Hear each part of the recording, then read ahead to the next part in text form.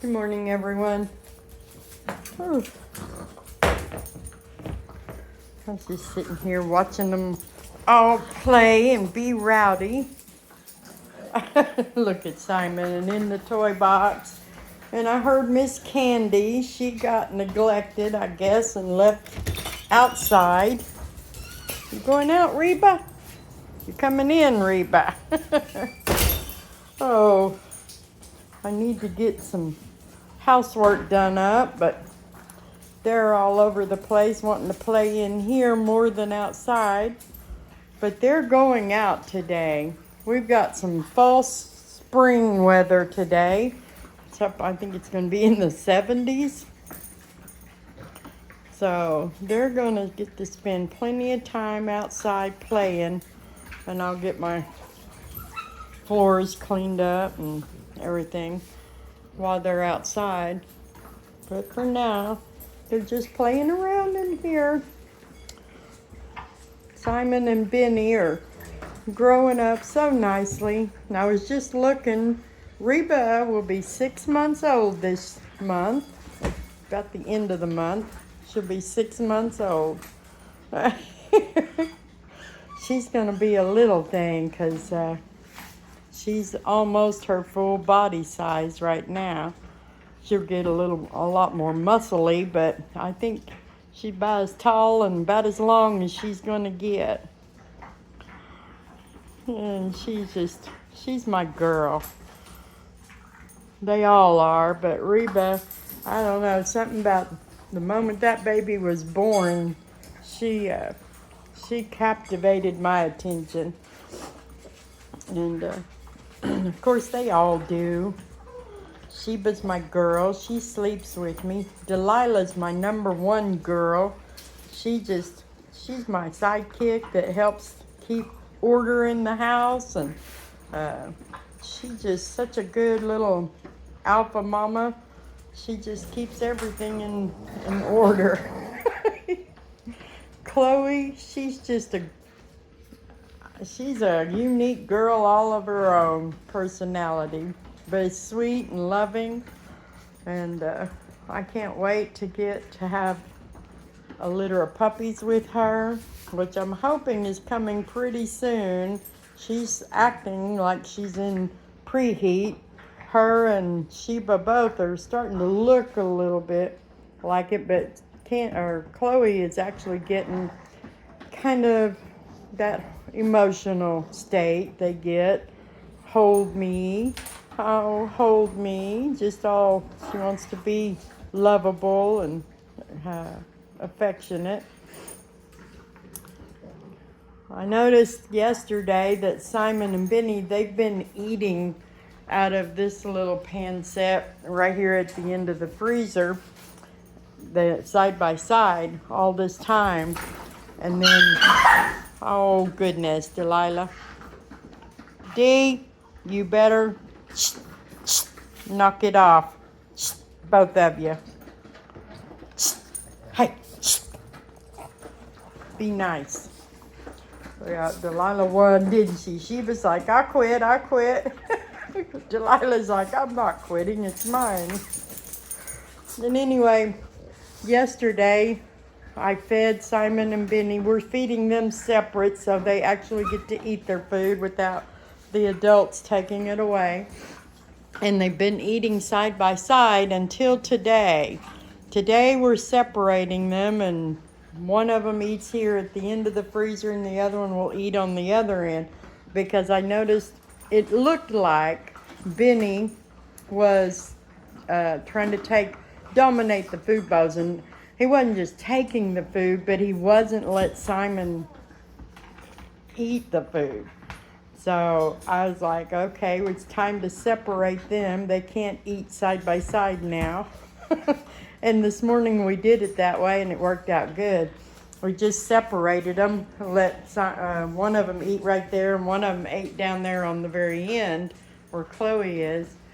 And by the time, they both are still gobbling their food, so by the time they were getting to the bottom of the pan, it didn't matter if they were bouncing to each other's pans. So they're gonna have to start growing up, and eventually they'll quit gobbling so bad and eat slower and not worry about the other one getting their food. So it's just little things like that that I do. I pay attention, and if I see something building, and then I'll try something different just to break their routine so they're not developing bad habits like dominating the food bowls. We don't like that. So far, I've done real good, just following instincts. If you see one of them taking over, I kind of split that up and keep them from being the bossy one. They don't get to do that. And right now, all the adults, they do really well eating side by side, and they can bounce from each other's bowls, which they will part of the time, but it's not in an aggressive way. That's just their way of, here, you take mine and I'll take yours now. You want a bite of mine? Let me have a bite of yours. But dogs can real quickly become dominant over the food too, and not allow the others to eat. And they kind of just, if you let them get away with that, then they'll develop a more aggressive attitude over feeding time. And I don't like that. I don't want any of them fighting. I don't want any of them dominating any of them. Delilah, she's the boss because she's the pack leader, but it's not a dominating thing. It's just more of that dog instincts that somebody has to be the leader and keep the order of things. And she lets them know real quick if they're getting out of order. Sometimes I have to intervene on her too, though, because she can get a little bit snarly if she, especially when it comes to a toy. Now, I have to admit, she does dominate the toys, and I've been trying to figure out, oh, here comes a very loud train right in the middle of our video. Sometimes the train track is a long ways back there, but sometimes we'll get an engineer that really lays on the horn very heavy, and then we can hear it and it'll disturb things like my video. But I don't hear him blowing it now. He was. But anyway, they're doing great. They're just growing and developing and maturing, and I love to watch it. That is such a learning experience for me, watching puppies grow up and go through all the different stages. And I've been doing this breeding for 5 years now, and I tell you, there's so much I still do not know, but I cannot even begin to tell you how much I have learned. I know a lot of breeders do kind of keep a book on that kind of stuff. I don't. I kind of keep a mental list, and kind of my judgments and instincts get better where I just automatically see things that I correct or change to make it better. But if I could write a book, I would love to write a book on the stages that they go through and the personality differences. You want that toy in there? She had her arm all the way through there. There, get it. I'm telling you, I may have a herd of Boston Terriers, but they are not the same. Every single one of them is different, has a different personality, different behaviors, different little quirkinesses, different ways of communicating. And I love every minute of it. Dogs, in that regard, in my opinion, really are like people. They are each one unique and different. They have a lot of the same things just because they're dogs, but then there's that individual place that makes each one different. So, and Simon's got his ID badge in his mouth like he's taking himself for a walk. We have a little dog on the end of our street. I don't know what he is, but he's only about ankle high, and he's a real barker. He'll come down here and just stand and bark at me. But he also comes down the road with his leash all by himself. He'll have his leash in his mouth and just prance right down the road and then go back down to where he lives. He just takes himself for a walk. Hey, don't chew on that table, Reba. Quit. Quit. Yeah, you're making it look bad. You're making it look bad. Who wants to go outside? Come on, I think y'all need to go out. Simon, hey, everybody, Benny's going. He took him a toy. Oh, good, Simon's going too. Come on, girls. Come on, let's go. Hurry, hurry. Come on. Come on, Sheba. Candy, come on. Candace, let's go. Come on, you can bring your toy too. Oops, you dropped it. Oops. Come on, Candace, let's go. They took the hard toys, which we'll find later and bring back in. They got several toys out here now. But it's a beautiful, beautiful day out here. My husband's already been out and cleaned up the yard. I don't know if y'all know it, but that is something that has to be done when you have dogs. You have to keep cleaned up after them, even outside. And Jeff has been real good about taking care of that.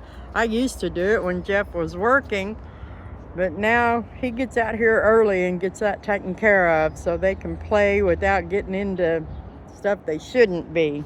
Huh, Sheba? You're the world's worst. We'll leave no snacks on the ground for you. No.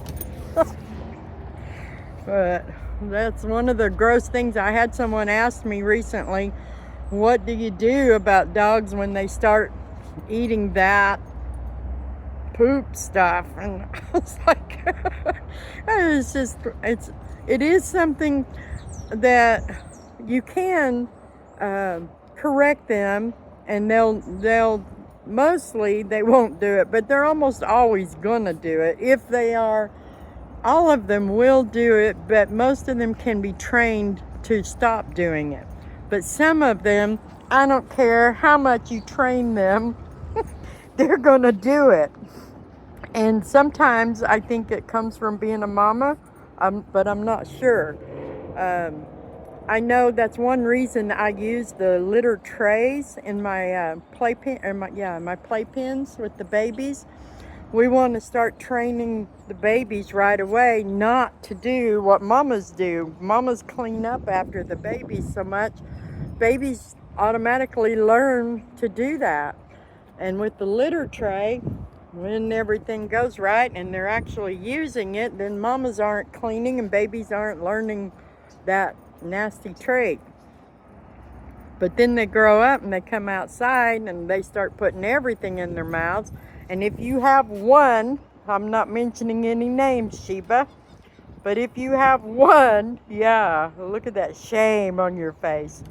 One who you can't seem to break, it can get everybody going in the wrong direction. Candace, what are you digging? Look at that, she's just digging away. You can see where she's been doing that all over the yard. She's little holes just on the top surface where she's been digging. Makes me wonder if we have a mole or something out there that's getting her attention. Anyway, they're just what I do all day long. Watch them and try to correct them. Candace! Candy! You stop that! And I see she's teaching those younger babies to dig holes right now. Now she'll go away and they'll stay and dig.